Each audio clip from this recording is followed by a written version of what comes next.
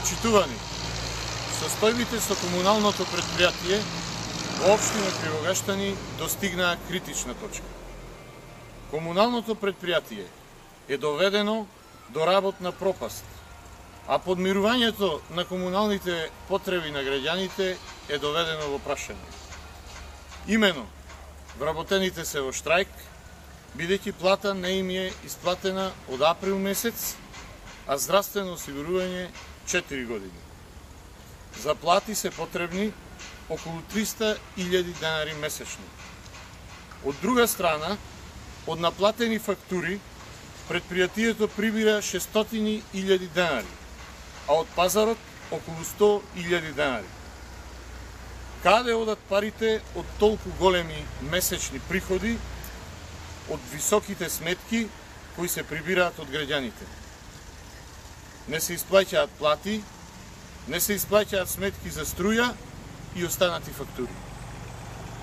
Неплатената фактура за струја изнесува 2.136.000 денари. Пречистителната станица не е посетена повеќе од 2 години. На сметката на комуналното предпријатие се тура гориво во приватни коли, така што трошоците за гориво изнесуваат и до 80.000 денари месечно, додека за вистинските работни потреби на возилата од комуналното се сосема доволни од 20 до 30.000 денари.